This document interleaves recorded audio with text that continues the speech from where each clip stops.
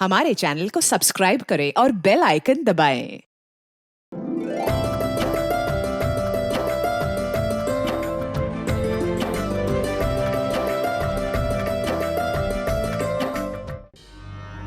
चांदनी अपने सपनों को पूरा करने मुंबई आई थी और अब वो सब कुछ पीछे छोड़कर वापस जाना चाहती थी। कौन था जो उसे चोट पहुंचाने, उसे लूटने और मार डालने का अरमान लिए बैठा था?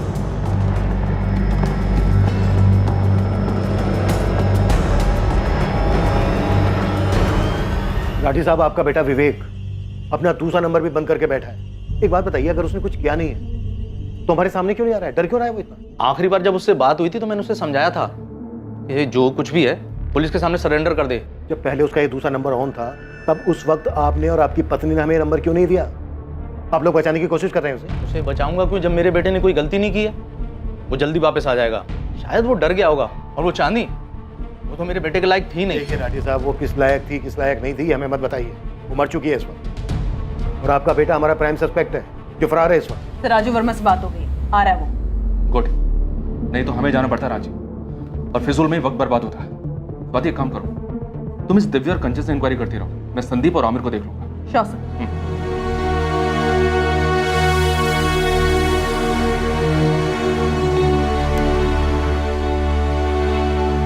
हम जाकर आते हैं। बेटा, सब कुछ बता देना तुमसे क्या गलती हुई है और हमसे क्या गलती है। हम बॉडी परसों ले लेंगे। चांदनी के पति राजू क्रियाक्रम के लिए आ रहे हैं। आपसे विनती है तब तक बॉडी अपने पास ही रहने दीजिए।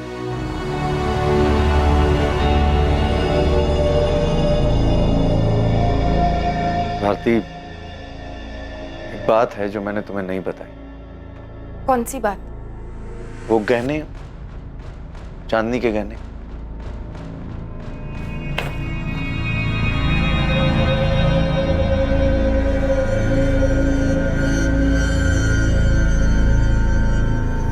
देखो भारती, गलत नहीं समझना।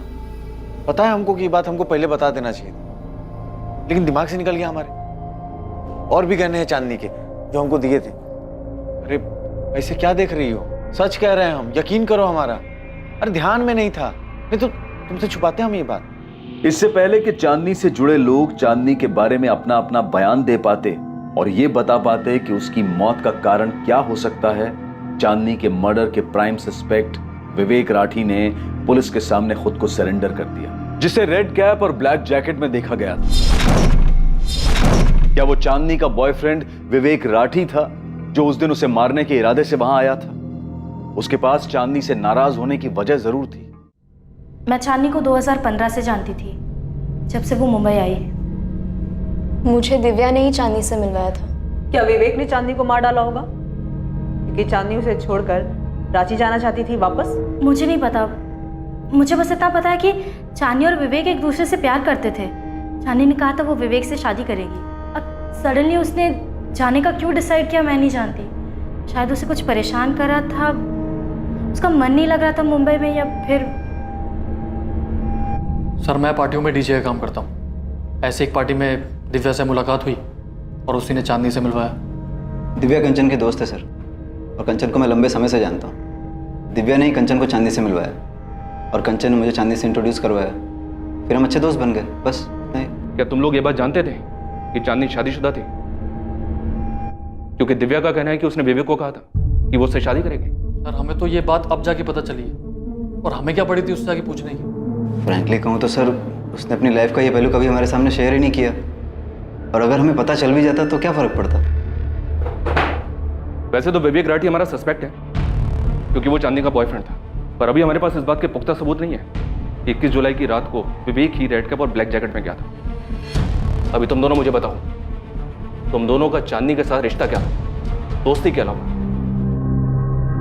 सर, मैंने चांदनी को नहीं मारा। तो फिर चाकू अपने साथ लेके जाने की क्या जरूरत थी? और कैप तो तूने इसलिए पहनी थी ताकि तू अपना चेहरा छुपा सके, कोई देख ना सके तुझे। सर, मैं खुद चांदनी के मर्डर से दुखी हूँ। मैं गया था उस रात को उससे मिलने क्योंकि वो मेरी फोन इग्नोर कर रही थी। तुझे क्या लगता है हम तेरे झूठ पे यकीन कर लेंगे?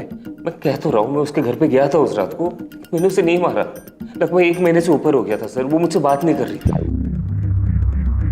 एक दिन अचानक से कहने लगी कि मैं घर चली जाऊं। ब्रेकअप? क्या बकवास कर रही हो? तुम्हें पता भी है तुम क्या बोल रही हो? बस विवेक, अब मुझे वापस जाना है। कहाँ जाना है? रांची। चांदनी, देखो बहुत मुश्किलों से मैंने अपने पेरेंट्स को मनाया। तुम्हें भी पता है कि वो इस रिश्ते के कितने खिलाफ थे। अरे आज जब सब कुछ ठीक है, मुझे छोड़ के जाना चाहती हो? विवेक, जो हमारे बीच में था वो बहुत अच्छा था, पर अब मुझे वापस जाना है। मुझे तुमसे कोई शिकायत नहीं है। सर, अचानक से मुंबई छोड़ के उसने घर जाने का फैसला ले लिया और अचानक से मुझसे बात करना भी बंद कर दिया। काम पे भी नहीं जा रही थी, इसलिए मैं उसके घर पे गया था उससे बात करने।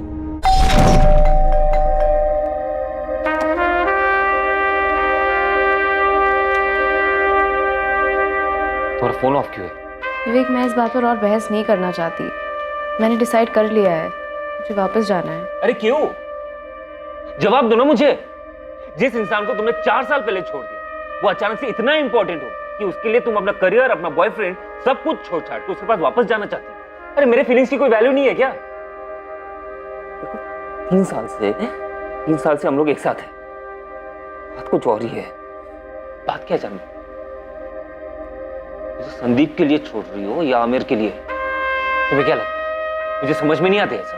हाँ, ये बात अच्छी तरह से समझ लो, तुम मुझे किसी के लिए भी छोड़ नहीं सकती।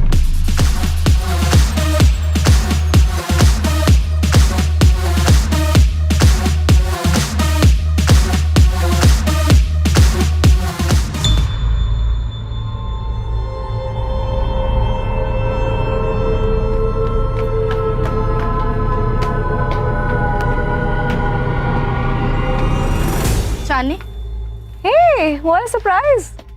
एक घुमा फिरा के बात नहीं करूंगी, सीधा पॉइंट पे आती हूँ। तेरा विवेक से मन भर गया है क्या? अब तेरी नजर संदीप पे है? लेकिन ऐसा कुछ है तो मुझे साफ साफ बता दे। मैं तेरी दोस्त हूँ, मैंने तुझे कभी धोखा नहीं दिया, and I think I expect the same from you. अच्छा, तो ये बात है, इसलिए तुमने और संदीप ने मुझे अवॉइड करना शुरू कर दिया? ये मेरे सवाल का जवाब नहीं है। क्या मैंने तुमसे कभी पूछा है कि तुम्हारे और विवेक के बीच में कुछ चल रहा है? कभी सवाल किया है मैंने? मैं लोगों को धोखा नहीं देती, सो प्लीज कुछ है तो बता दो। Is there anything going on between you two? Are you sleeping with him? क्या बात है दिव्या? कल रात कंचन भी यही सवाल पूछ रही थी। मुझे पता है उसकी बात। अगर तुम दोनों को साथ में ही टाइम स्पेंड करना था तो मुझसे कह देते, मैं घर चली गई होती। अरे यार कंचन, क्यों बच्चों जैसे रिएक्ट कर रही हो? एक जोक ही तो शेयर किया उसने। या ऑब्वियसली जो सिर्फ तुम्हें सुनाना चाहती थी ये। चल, बस एक जोक था जो शेयर किया था। आमिर को शेयर नहीं कर रही, वो तुम्हारा ही, ओके? एक्सक्लूसिव। क्या यार आमिर? नहीं, 1 मिनट, बोल ना, बोल चांदनी। मुझे क्या लगता है मैं आमिर को तुझसे छीन लूंगी। आई थॉट संदीप को छीनने के बाद तुझे आदत पड़ गई होगी लोगों के बॉयफ्रेंड्स को छीनने की। जान, अगर मुझे कुछ चाहिए होता है ना तो मुझे छीनने की जरूरत नहीं पड़ती, वो खुद चलकर मेरे पास आ जाता है। और तू एक काम कर, तू इस आमिर को ना एक बक्से में बंद करके रख ली और तू एक पट्टा बांध ले इसके नाम का, एटलीस्ट इनसिक्योर होना बंद कर देगी। क्या? तुम अच्छी तरह से जानती हो दिव्या, जो मुझे चाहिए वो मैं हासिल कर लेती हूँ। चांदनी प्लीज, ये बकवास तू मेरे सामने तो मत कर। तूने जो जगह हासिल किया है ना, उसकी वजह मैं हूँ। तुझे बहन जी से बेब मैंने बनाया।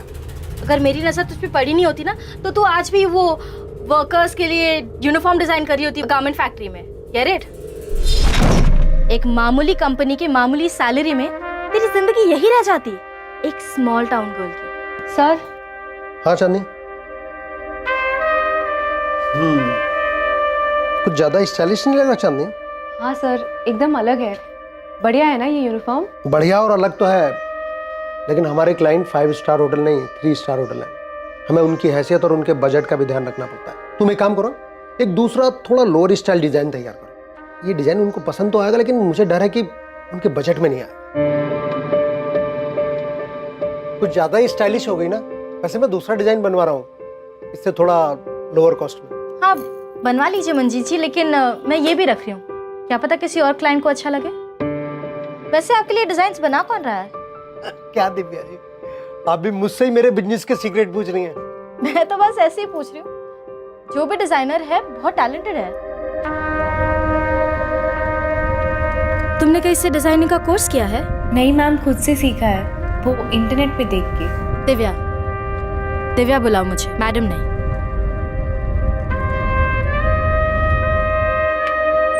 कम कम। मंजीत जी जो दे रहे हैं ना, उसका डबल दूंगी। हाँ करूंगी ना, क्यों नहीं। Great, sit. लेकिन चांदनी एक कंडीशन है। क्या कंडीशन? तुम हमारी एक्सक्लूसिव डिजाइनर होगी, लेकिन तुम्हारी डिजाइन्स पे लेबल हमारा होगा। दी दिव्यास फैशन, मेहनत तुम्हारी, लेबल हमारा। मंजूर है? हाँ मंजूर है। Amazing, welcome on board.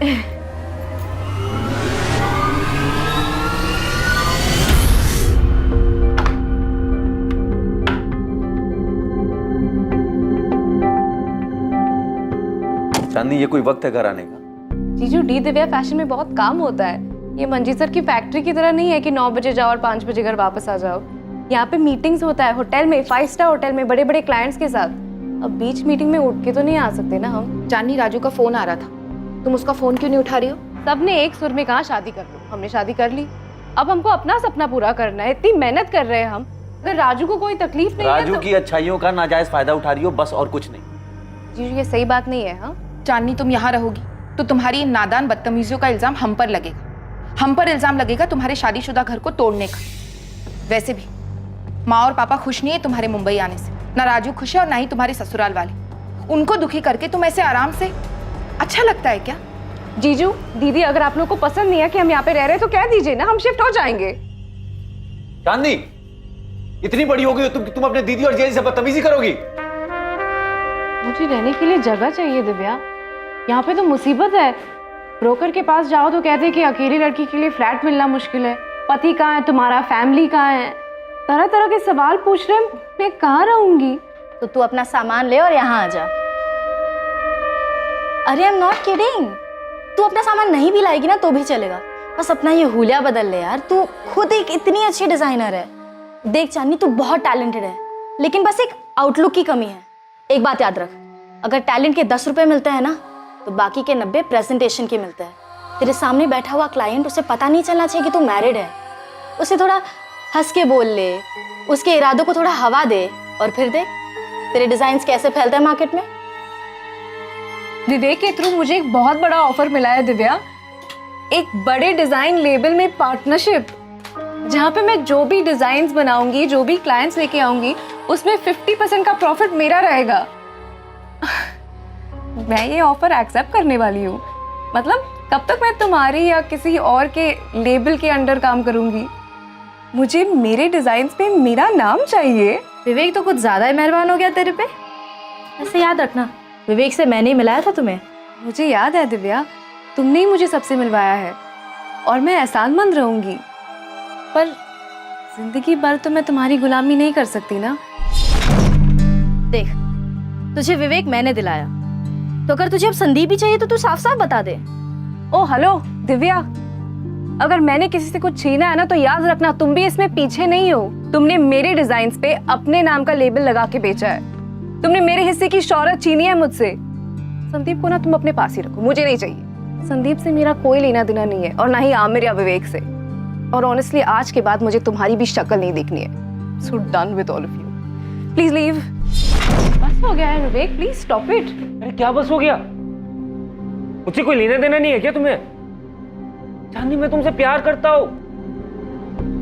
चांदनी, तो शादी कर लो प्लीज। देखो, सारी दुनिया तुम्हारे कदमों में रख दूंगा, उम्मीदों से बढ़कर निकलूंगा। चांदनी प्लीज मुझसे शादी कर लो। चांदनी, तुम ना मुझे छोड़ के मत जाओ। चांदनी, जी पापा। ये देखो, यही लड़का है। अपने चंद्र प्रकाश जी है ना, वो तुम्हारे लिए रिश्ता लाए। लड़की का नाम चांदनी है, 3rd ईयर में पढ़ती है। बढ़िया लड़का है बेटा। 3-3 साड़ियों की दुकान है, वो भी मेन मार्केट में। राज करोगी तुम, राज। पापा, हमको राज नहीं करना है, हमको तो अपना। बस चांदनी, देखो बेटा, ऐसा लड़का ढूंढने से भी नहीं मिलेगा, और तुम्हें तो घर बैठे मिल गया। कपड़े डिजाइन करने का शौक है ना तुम्हारा, बेटा यहाँ तुम अपना ये शौक भी पूरा कर लेना। सच। राजू सुन सुन सुन, अबे सुन तो। पक्की हो गई हमारी। सच्ची? महाकसम खा। महाकसम, ऐसी थोड़ी फोटो हमारे हाथ में। तेरा तो लॉटरी लग गया बे। लॉटरी तो लग गई है दोस्त, अभी जा रहे संडे को मिलने के लिए। यार बात तो कर पाएंगे ना? मैं बात का ही नहीं कर पा रहा, पर सुन दरवाजा ना नहीं, हाँ? और हाई करना है, ठीक है? हाई करेंगे। अरे भाभी तो, भाभी हाँ का इंतजार कर रही होगी। तुम ना मुझे छोड़ के मत जाओ प्लीज, मुझे छोड़ के मत जाओ चांदनी। चांदनी प्लीज ऐसे मत करो मेरे साथ प्लीज। चांदनी मुझे प्लीज कंट्रोल योरसेल्फ विवेक। मैंने डिसाइड कर लिया, मैं राजू के पास वापस जा रही हूँ। Stop it. क्या है?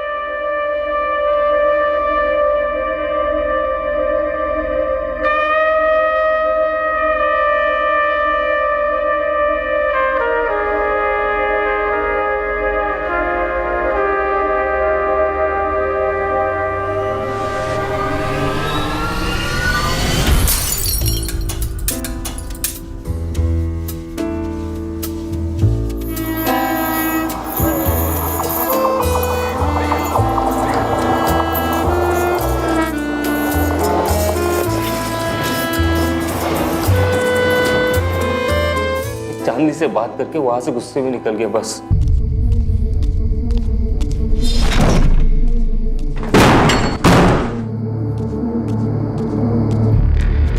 जब अकल ठिकाने आएगी वो खुद मुझे कांटेक्ट करेगी। लेकिन उसकी मौत की खबर आएगी ये मुझे पता नहीं था सर। मैं चांदनी से प्यार करता था, ये जानने के बावजूद कि ये क्या विवेक?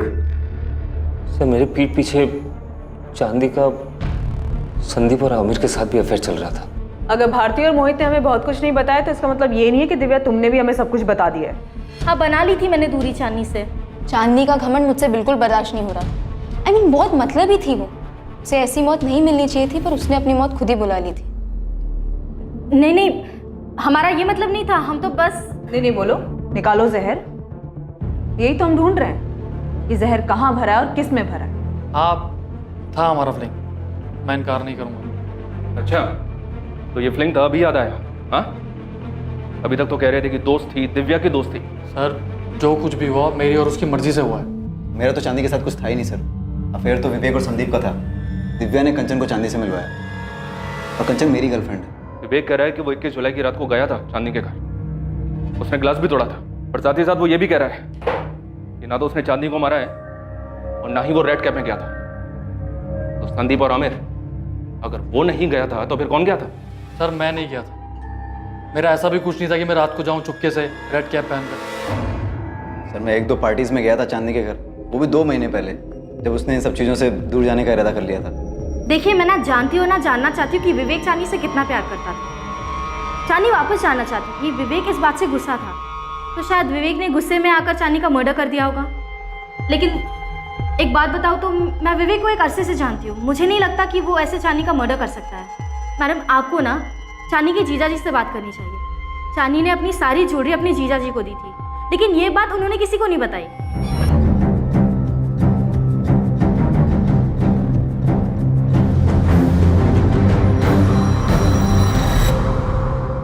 सर वो ध्यान ही नहीं रहा एकदम, और एक तो जानने की तैयारी में उलझे हुए थे और अचानक से चांदनी की खबर है। अब इन सब के बीच में ऐसे उलझ गए कि ये बात दिमाग से ही निकल गई। क्या मतलब है मोहित यादव के दिमाग से ही निकल गई? अगर बाई चांस चांदनी ने दिव्या को अपने वापस जाने की ज्वेलरी तुम्हें देने की बात नहीं बताई होती, तुम तो सारा माल दबा के बैठ जाते। नहीं सर। क्या नहीं? कितनी बार तुमसे पूछा ज्ञानों के बारे में, पैसों के बारे में, पर हर बार तुमने यही कहा कि तुम्हें तो कुछ पता ही नहीं है। चांदनी ने तुम्हें कुछ नहीं बताया, और अब सारी की सारी ज्वेलरी तुम्हारे पास से निकली। मैं ये बात नहीं जानती थी। चांदनी ने मुझे वापस जाने की बात कही थी, लेकिन गहनों के बारे में कुछ नहीं कहा था। उसने कब इन्हें गहने दिए, मुझे इस बारे में कुछ नहीं पता। चांदनी को लगा होगा कि ये गहने सब सुरक्षित पहुंचा देंगे, भारती को बताना जरूरी नहीं समझा होगा। दिव्या, चांदनी ने तुम्हें कॉल करके बताया था क्या कि उसने अपनी सारी ज्वेलरी अपने जीजा मोहित को दी है? उसने मुझे फोन नहीं किया था, मैंने उसे फोन किया था। मैं तो बस जानना चाहती थी कि कहीं उसकी मुंबई छोड़ के जाने की वजह चांदनी और मेरे बीच संदीप को लेकर जो झगड़ा हुआ था, कहीं वो तो नहीं है। लेकिन फिर उससे बात करके पता चला कि वजह तो कुछ और ही है। नहीं दिव्या, ऐसी कोई बात नहीं है। पर अब जब तुमने कॉल किया है तो मैं तुम्हें बता दूं। हाँ, सोई हूँ मैं संदीप के साथ। मैं जानती हूँ चांदनी, तुझे मुझे कुछ बताने की जरूरत नहीं है, लेकिन मैं बस इतना जानना चाहती हूँ कि कहीं यही तो वजह नहीं है कि तू मुंबई से। क्या? मुंबई से क्या? मैं भाग नहीं रही हूँ दिव्या, मुझे बस खुश रहना है। सब कुछ छोड़ के मैं यहाँ मुंबई आई थी, अब मुझे बस वापस जाना है। दीदी और जीजाजी भी अगले हफ्ते रांची जा रहे हैं। मैं उन्हीं के साथ अपने सारे गहने भेज दूंगी और उसके कुछ दिनों बाद मैं भी चली जाऊंगी। मैंने उससे कुछ नहीं पूछा, वो तो अपनी ही धुन में थी और बात में उसने बता दिया। सच कहूँ तो मैं ये बात भूल भी गई थी, लेकिन जब इंस्पेक्टर ने मुझे ज्वेलरी के बारे में पूछा ना, तब मुझे याद आया कि हाँ, चांदनी ने ऐसा कुछ कहा तो था। मेरी तरफ क्या देख रहे हो? मैंने क्या किया? मैंने चांदनी को नहीं मारा। अब भी बैठिए यहाँ। क्यों, किस लिए? बैठिए, साहब आएंगे तो बात करेंगे। चांदनी के पड़ोसी ललित ने किसी शख्स को रेड कैप और जैकेट के साथ देखा था। क्या वो संदिग्ध शख्स इन चारों में से कोई एक था?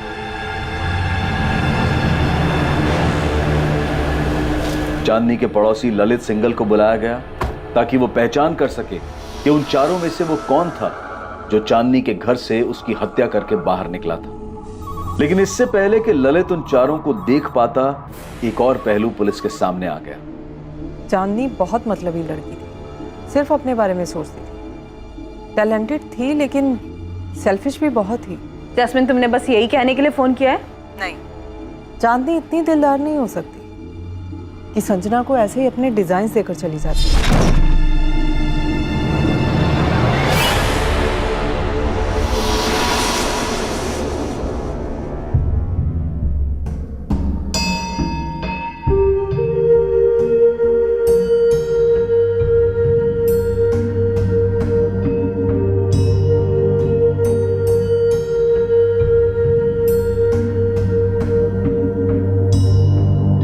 मैं तो बस देख रही थी। जैस्मिन, चांदनी ने खुद दिए डिजाइन्स मुझे। तुम्हें मेरी बात पर भरोसा नहीं है क्या? कम ऑन संजना, क्यों भरोसा नहीं करूंगी तुम्हारी बात पे? मैं तो बस डिजाइन्स देख रही थी। I trust you. मुझे भरोसा नहीं है चांदनी पर। इतनी दिलदार तो वो हो ही नहीं सकती। तो तुम ये कहना चाहती हो कि चांदनी को संजना ने उसके डिजाइन्स के लिए मार डाला? मैं आपको सिर्फ ये बताना चाहती हूँ कि चांदनी उन लोगों में से नहीं थी जो अपने डिजाइन्स इतना इजीली किसी को दे देती।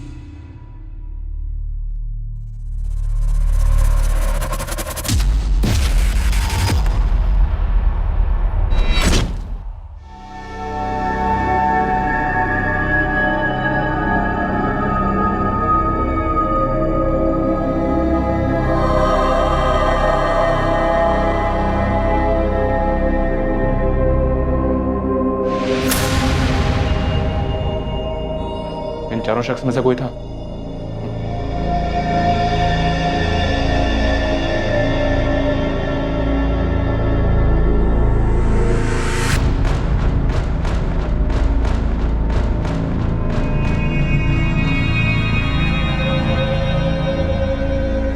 ठीक से पहचान नहीं पा रहा हूँ। उसने जैकेट का कॉलर ऊपर किया हुआ था और कैप पहनी हुई थी। हाइट बॉडी देख के भी कुछ पता नहीं चल रहा है कौन हो सकता है।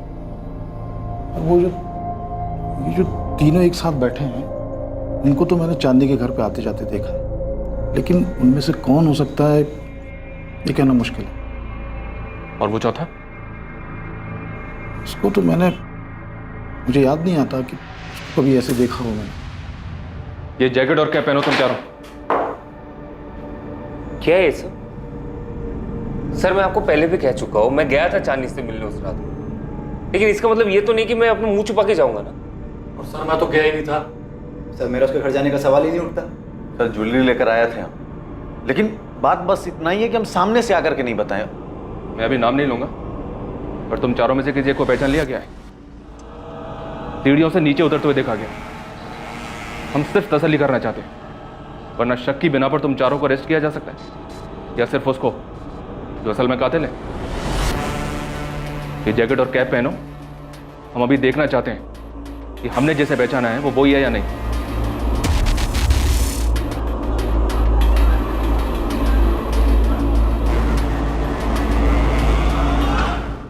सर मैं चांदनी से 17 जुलाई को मिली थी। जैस्मिन बहुत ज़्यादा परेशान थी क्योंकि चांदनी काम पर नहीं आ रही थी और एक बहुत इंपॉर्टेंट क्लाइंट का ब्राइडल वेयर तैयार करना था। हम उस क्लाइंट को खोना नहीं चाहते थे। वो कॉन्ट्रैक्ट भी चांदनी ने लिया था। और तुमने चांदनी से उसके डिज़ाइन मांग लिए? जी सर, मैंने मांगे थे। जैस्मिन तो कह रही थी कि चांदनी अपने डिज़ाइन किसी को नहीं दे सकती। जी मैम, वो सही कह रही है। सर मैंने तो बस एक चांस लिया था। चांदनी एनीवे सब कुछ छोड़कर जाने वाली थी, तो मैंने मौका देखकर उसके डिज़ाइंस मांग लिए। क्लाइंट महराज जिनका ब्राइडल वेयर तैयार करना था, चांदनी उन्हें बहुत अच्छे से जानती थी। उनकी पसंद नापसंद सब मालूम था उसे। तो मेरे लिए तो ये एक बहुत बड़ा मौका था। अगर मेरे नाम के डिज़ाइंस महराज की शादी में यूज़ हो जाते तो मेरे करियर को एक अच्छा लीप मिल जाता। बस इसीलिए मैंने उसके डिज़ाइंस मांगे थे। लेकिन ये बात तुमने जैस्मिन को नहीं बताई कि वो डिज़ाइन तुमने चांदनी से लिए। वो तो जैस्मिन ने जब देखे तो वो खुद समझ गई थी कि वो तुम्हारे ओरिजिनल डिज़ाइन नहीं है। जी सर, ये सच है। तो तुमने चांदनी के डिज़ाइन चुराए? नहीं सर, ऐसा बिल्कुल भी नहीं है। चांदनी ने खुद मुझे अपने डिज़ाइंस दिए थे। ले लो। चांदनी, मीराज की सारी ब्राइडल डिज़ाइंस है इसमें, और कुछ ऐसे भी डिज़ाइंस हैं जो मैंने यूं ही बनाए थे, किसी क्लाइंट के नहीं है। तुम रख सकती हो, अब मुझे इनकी कोई ज़रूरत नहीं है। Thank you Chandni, thank you so much. Sir उसने खुद ही दे दिए मुझे सारे डिज़ाइंस। मैंने चांदनी की कोई चीज़ नहीं चुराई। वो दुखी थी, मुझे नहीं पता वो वापस क्यों जाना चाहती थी, पर दुखी थी। तो तुमने ये बात जैस्मिन को खुद क्यों नहीं बताई कि चांदनी ने अपने सारे डिज़ाइंस तुम्हें खुद दिए थे? मैं चाहती थी कि सबको लगे ये मेरे ओरिजिनल आइडियाज़ हैं, मेरे डिज़ाइन है। मुझे भी चांदनी के जैसा नाम चाहिए था, बस इसीलिए चुप रही मैं। लेकिन जब जैस्मिन ने मेरे डिज़ाइंस देखकर कहा कि वो चांदनी के डिज़ाइन से मैच हो रहे तो मैंने सच बता दिया था। मैंने झूठ नहीं बोला। और अगर मैंने झूठ बोला होता तो मैं चांदनी का फोल्डर अपने वर्क स्टेशन पर क्यों रखती? एटलीस्ट उसका कवर तो चेंज कर देती। मैम, सर, मैंने चांदनी की कोई चीज़ नहीं चुराई है और ना ही किसी को भेजा है चोरी करने के लिए। सारी पॉसिबिलिटीज ट्राई कर लिया सर। ये ललित श्योर नहीं कि इसने किसको देखा है। इसे सभी एक जैसे ही लग रहे हैं। कोई भी हो सकता है सर, चारों में से। लेकिन ललित जी, कोई एक ही था। हाँ, एक तो था, लेकिन पहचान में नहीं आ रहा तो ऐसे कैसे किसी का नाम ले लूँगा? कॉल रिकॉर्ड से कुछ सामने आया स्वाति? सर विवेक राठी के अलावा और किसी का फोन लोकेशन कांदीवली ईस्ट नहीं दिखा रहा है जहाँ चांदनी रहती थी। और विवेक राठी का कहना है कि उसने ना तो जैकेट पहनी थी और ना ही कैप। सर रेड कैप और जैकेट पहचान छुपाने के लिए पहना गया था, और अगर वो विवेक राठी होता तो अपने साथ अपना मोबाइल फोन लेकर क्यों आता? बाकी बचे 3, संदीप पाराशर, आमिर सैयद और चांदनी का जीजा मोहित यादव। इन तीनों में से कोई है? सर ये मोहित यादव मुझे ठीक नहीं लग रहा। उसकी बीवी ने भी सामने ऐसा कर कुछ नहीं कहा। जब हमने इन दोनों को खोदा तब कहीं जाकर दोनों ने बकना शुरू किया। सर हम इन लोगों के इर्द गिर्द घूम रहे हैं।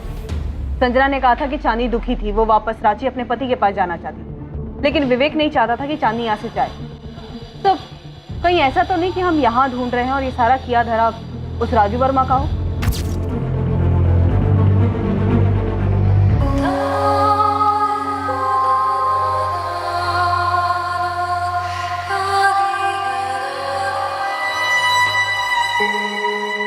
राजू ही वो इंसान था जिसे सालों पहले चांदनी अपने सपनों को पूरा करने के लिए छोड़कर चली गई थी, और अब सब कुछ छोड़कर चांदनी उसी के पास वापस लौट जाना चाहती थी। क्या राजू चांदनी को वापस अपनी जिंदगी का हिस्सा नहीं बनाना चाहता था? क्या अपने पुराने जख्म की वजह से राजू वापस आ गया था चांदनी को भी जख्म देने के लिए, ये बताने के लिए कि अब उसको चांदनी की जरूरत नहीं है, अब वो उसका इस्तेमाल नहीं कर सकती, अब वो चांदनी के अरमानों की सीढ़ी नहीं बनेगा? चांदनी ने सिर्फ तुम्हारा इस्तेमाल किया। उसने तुम्हारे साथ शादी करने के लिए हाँ कर दी और तुम खुशी के मारे झूम उठे। उसके साथ जिंदगी बिताने का सपना देखने लगे, क्योंकि ये सपना तुम पहले से देख रहे थे। जिस दिन चांदनी का मर्डर हुआ उस दिन तुम्हारा फोन लोकेशन दिखा रहा है रांची, लेकिन तुमने किससे कांटेक्ट किया ये नहीं दिखा रहा है। किसे हायर किया तुमने चांदनी को मरवाने के लिए? या फिर खुद ही आए थे अपने हाथों से चांदनी का मर्डर करने? आपने जितनी भी बातें कही ना, उसमें से सिर्फ इतना ही सही है कि हम सपना देखे थे चांदनी से शादी करने का। हमें नहीं मालूम वो क्यों वापस आना चाहती थी। हमें तो ये भी नहीं मालूम कि क्या अब वो राजू है भी या नहीं, जो कभी उसे टूट के प्यार करते थे। एक इंसान जो उसको खुश रखने के लिए क्या कुछ नहीं करता है। राजशाही व्यवहार किया जैसे वो कोई रानी हो। हमारा सपना पूरा हो गया था, हम अपने ही धुन में खोए रहते थे। उस खुमारी में हमने उससे कभी ये तक नहीं पूछा क्या वो हमसे शादी करना भी चाहती थी।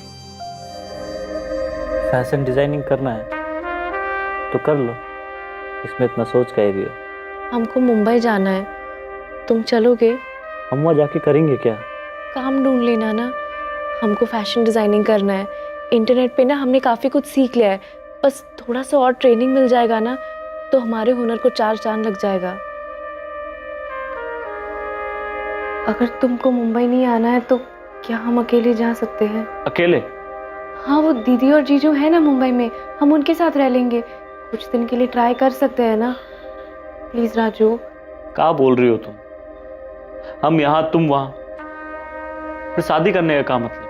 राजू, ये हमारा सपना है। मम्मी पापा तो कभी राजी नहीं हुए हमें भेजने के लिए, सीधा कह दिए कि शादी कर लो। अब अगर तुम भी मना कर दोगे तो हमारा दिल टूट जाएगा। राजू, हम तुम्हारी पत्नी है, अगर तुम हाँ कहोगे ना तो कोई और मना ही नहीं कर पाएगा। ये वहां मुंबई में, तुम यहाँ, अरे समाज क्या कहेगा? हम बात करते हैं समधी जी और समधन जी से।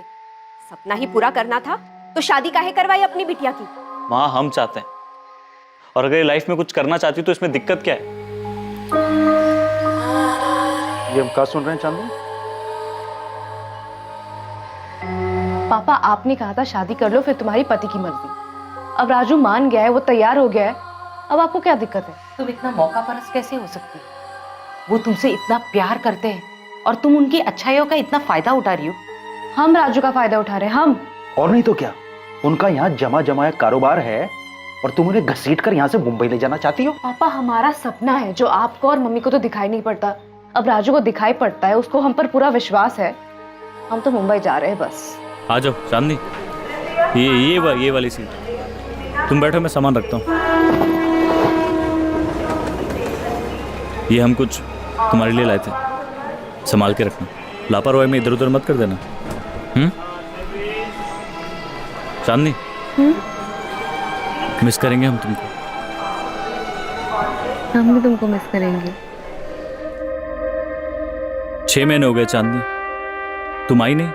राजू, इतना काम होता है हम बता नहीं सकते। हमें क्या पता था कि हमें इतनी जल्दी काम मिल जाएगा और इतनी तेजी से आगे बढ़ जाएंगे। बहुत याद आती है तुम्हारी। हमको भी। चलो हम फोन रखते हैं, हाँ देर हो रही है। चांदनी सुनो। राजू, एक बहुत इंपॉर्टेंट प्रेजेंटेशन था इसलिए फोन नहीं उठा पाए, हम बाद में बात करें क्या? चांदनी, तुमने 1 महीने से फोन नहीं उठाया हमारा। राजू, तुम्हें पता नहीं है कि हम कितना बिजी रहते हैं, तुम सोच भी नहीं सकते। पता है हमारे प्रेजेंटेशन ना 5 स्टार होटल में होते हैं, बड़े बड़े क्लाइंट्स हैं। तुम यहाँ कब आ रही हो रांची? चांदनी, तुम्हें देखने का मन करता है। राजू, तुम मुंबई आ जाओ ना, यहाँ पे बहुत काम है, हम यहाँ पे अपनी दुनिया बसा लेंगे ना। हमारा तो सपना था तुमसे शादी करके यहाँ। राजू, हम तुमसे बाद में बात करें, बहुत काम है और हमें फोकस करना है, हम बाद में कॉल करते हैं। चांदनी,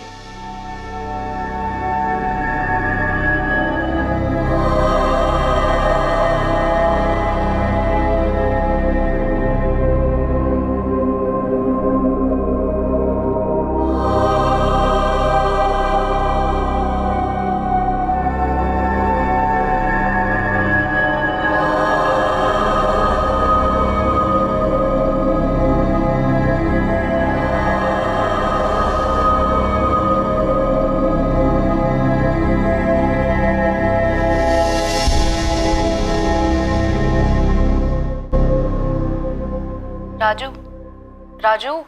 हाँ हाँ, वो बोलो ना, कुछ सोच रहे थे हम। हमने कहा हम वापस आ रहे हैं, कुछ बोले नहीं। क्या बोले चांदनी? कुछ समझ नहीं आ रहा है। राजू, क्या अब तुम हमसे प्यार नहीं करते? तुम ही तो हो जिससे हमने प्यार किया है।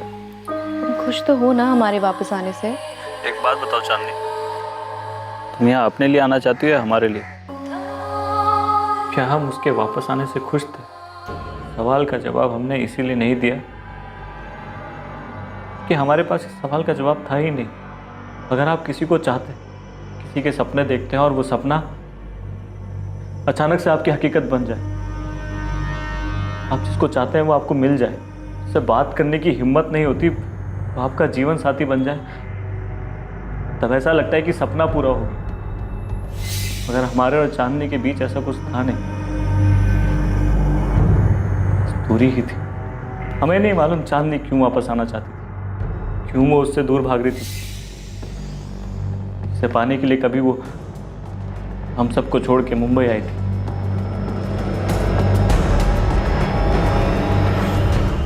सर उसे पाके हमें कुछ मिला नहीं, उसे मार के भी हम क्या हासिल कर लेते। अगर आपको फिर भी लगता है कि हम उसके कातिल हैं, हमारे पास कुछ है नहीं और कहने के लिए। ये तो टूटा हुआ हारा हुआ बेचारा पति भी है और प्रेमी भी। क्या हम इस विवेक राठी पे गलत शक कर रहे हैं? हो सकता है सर। वैसे हमारे पास उसके खिलाफ कोई ठोस सबूत नहीं है सिवाय उसकी फोन लोकेशन की, जो कि चांदनी की लोकेलिटी का है। हैरानी की बात यह कि वो इस बात से इनकार भी नहीं कर रहा है कि वो वहां गया था। फॉरेंसिक टीम को चांदनी घर में ग्लास पर फिंगरप्रिंट मिले और बॉटल पर भी। और कहीं चांदनी की बॉडी लॉकर या कहीं और? No sir, no fingerprint, locker पर भी नहीं। ये जरूर चांदनी के फ्रेंड सर्कल से कोई होगा। चांदनी के रांची जाने के डिसीजन से विवेक हट हुआ होगा। चांदनी के इस मर्डर का मोटिव तो गुस्सा ही हो सकता है। लेकिन यह सफर इतना भी आसान नहीं था। बहुत मुश्किल था पता करना कि चांदनी पर किसके गुस्से का कहर टूटा था, उसके बॉयफ्रेंड विवेक राठी का। लेकिन उसके खिलाफ अब तक कोई सबूत नहीं मिला था। चांदनी के किसी भी दोस्त का हिसाब किताब इन्वेस्टिगेटिंग टीम के गणित पर फिट नहीं बैठ रहा था। हर कोई अपनी अपनी रोजमर्रा की भागम भाग में वापस खो गया और अपनी नॉर्मल लाइफ में लौट गया, हर उस जगह से, हर उस काम से दूर जो उन्हें स्पॉटलाइट में ला सकता था। चांदनी वर्मा और उसकी मौत धीरे धीरे अतीत का हिस्सा हो गई। चांदनी वर्मा के घर कौन आया था जिसने उसकी हत्या की थी? पुलिस के पास इस बात से जुड़ी कोई लीड, कोई सुराग नहीं था कि आखिर वो रेड कैप वाला इंसान कौन था। आपने राजू जी को गहने दे दिए? हाँ दिए, लेकिन उसने लिए नहीं। कहा कि उसे नहीं चाहिए। हम एक दो बार बात भी की चांदनी के फ्लैट के बारे में। उसने कहा उसे वो भी नहीं चाहिए। कह रहा था आपको चाहिए तो आप रख लीजिए। हम कहे नहीं, तुम्हारे नाम पे ही ट्रांसफर होगा। कहा कि चांदनी के जाने के बाद सब कुछ अब तुम्हारा ही है। चल चल। गहने कहाँ हैं? हमको ऐसा काहे लग रहा है कि तुम हम पे शक कर रही हो? क्या चांदनी ने आपको सचमुच फोन करके बुलाया था और गहने दिए? चांदनी ने हमको फोन किया और अपने घर बुलाया। हम फोन नहीं किए थे उसको। अरे हमको तो पता भी नहीं था कि उसके जीवन में चल कर रहा है। और तुम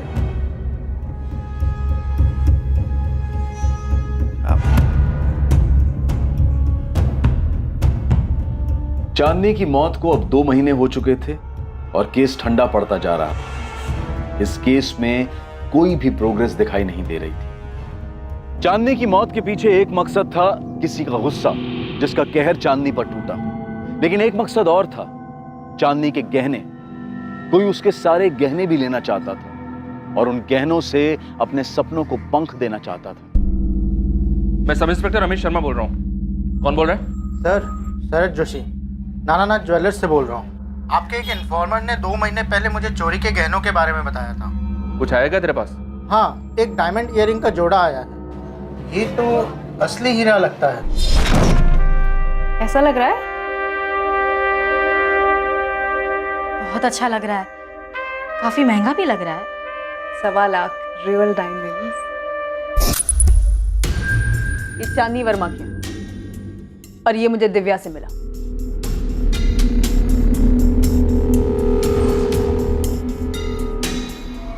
सेम ईयरिंग्स है। शरद जोशी स्मार्ट निकला सर। उसने उस लड़की का नाम और एड्रेस नोट कर लिया था जो लड़की सेम ईयरिंग्स बेचने आई थी। उठा लो सर, मुझे लगता है हमें हमारा कल्प्रिट मिल गया है।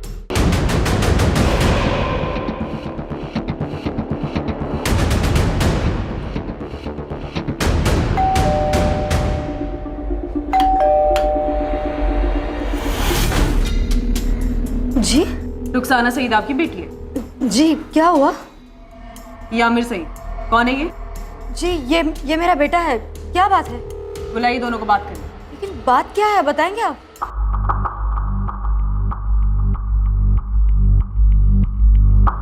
मुझे भाई ने दिए थे बेचने के लिए। और तुमने इनके बारे में उससे कुछ पूछा ही नहीं? साहब बताएंगे बात क्या है? आप बच्चे से सवाल पूछे जा रहे हैं। ये ईयरिंग्स उस औरत की हैं जिसका मर्डर हो चुका है और जिसे आपका बेटा आमिर बहुत अच्छे से जानता है। सब ये इनके घर से मिला, आमिर के कबर्ड से। मुझे सच में नहीं मालूम ये सब भाई के पास कहाँ से आए। रुखसाना, आमिर के दिए ये इयररिंग्स बेचने के बाद 90,000 रुपए तुमने उसे दिए, और ये सोचा तक नहीं उसके पास ये कहाँ से आए होंगे। पैसे दिए थे लेकिन सोचना क्या था, भाई नहीं दिए थे इयररिंग्स। आमिर ने पैसे मुझे दिए थे, लेनदार के बहुत पैसे बाकी थे। मैं बेवा हूँ, अकेले घर चलाती हूँ, तो आमिर ने थोड़ी मदद कर दी कर्ज उतारने में। उसमें आप मर्डर की क्या बात कर रहे हैं? मुमताज जी, आपका बेटा आमिर अपनी बहन को एक औरत के इयररिंग्स बेचने के लिए देता है, और आप उससे ये पूछना जरूर भी नहीं समझती कि उसके पास ये कहाँ से आए होंगे। भाई ने कहा था कि उसकी गर्लफ्रेंड ने दिए हैं, कंचन ने। ये झूठ है मैम, ये इयररिंग्स मेरे पास नहीं थे, और ना ही ये आमिर के पास हो सकते, क्योंकि ये तो कंचन, भांटा फूट चुका है तुम्हारा। नहीं मैम, मैं कसम खा के कह रही हूँ कि ये इयररिंग्स मैंने आमिर को नहीं दिए।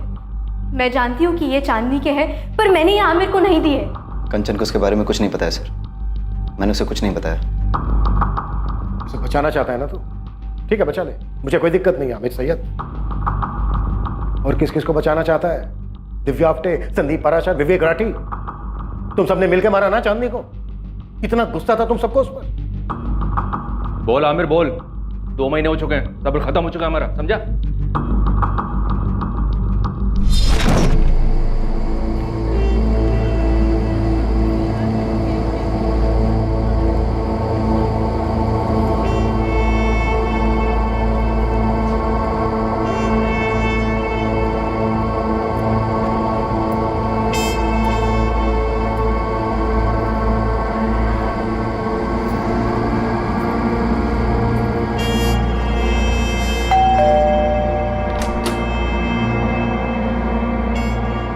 लगता है आज रात सबके सब अपने इश्यूज क्लियर करके ही मानोगे।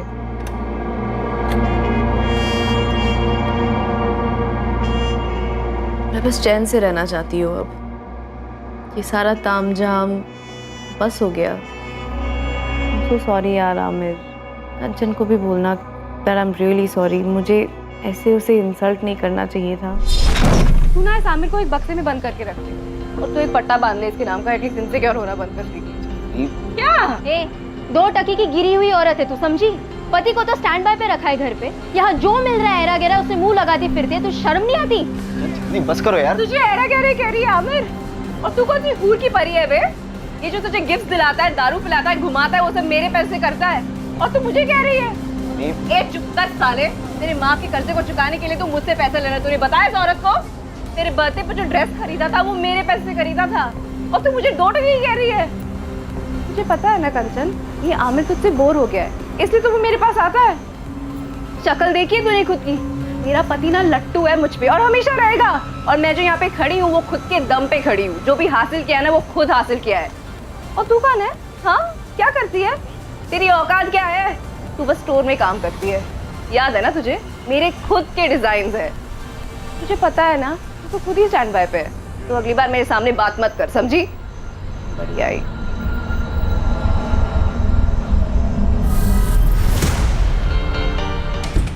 तूने अच्छा किया। मैंने जो भी कहा ना बिल्कुल सही कहा। वो घटिया है और तू गिरा हुआ इंसान है, पैसों की वजह से चिपक गए मुझसे। क्या झूठ बोला मैंने? हाँ,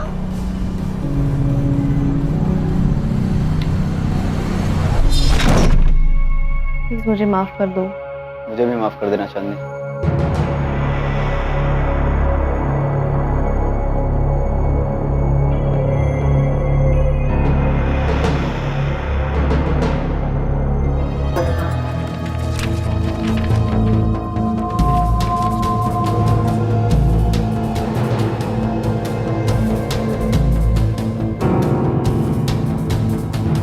चांदनी ने जो भी ज्वेलरी पहनी थी मैंने सब निकाल लिया। बाद में पता चला कि उसने पहले ही अपने सारे गहने अपने जीजा को दे दिए थे। कंचन को पता था ये सब? नहीं सर, उसकी तो चांदनी से उस झगड़े के बाद कभी बात नहीं हुई। मुझे लेनदारों को देने के लिए पैसे चाहिए थे। चांदनी ने मेरी बहुत मदद की, लेकिन बहुत इंसल्ट भी की। बहुत ही बददिमाग और बदतमीज लड़की थी। कंचन की भी इंसल्ट की उसने। ये बात हमेशा मेरे दिल को चुभती रही। वो चाकू कहाँ छुपाया तूने? और वो ग्लव्स जिनका इस्तेमाल तूने चांदनी को मारने के लिए किया, जैकेट, कैप जिनसे तूने अपनी आइडेंटिटी छुपाई, कहाँ है ये सब? सब फेंक दिया सर, एक नाले में। कौन से नाले में फेंक दिया? देखा मैं।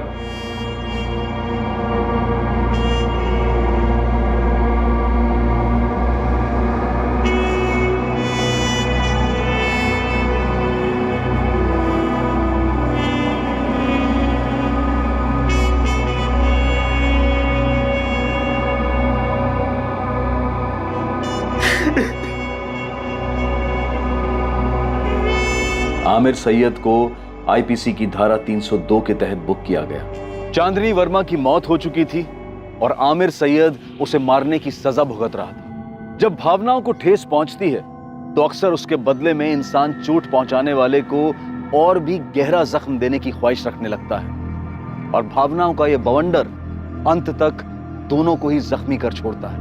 हमें हमेशा कोशिश करनी चाहिए कि हम कभी किसी को ठेस ना पहुंचाएं और कभी हमें ठेस पहुंचे तो उसके बारे में ज्यादा ना सोचकर उसे नजरअंदाज करने की कोशिश करें। अब मैं अनूप सोनी आपसे विदा लेता हूं।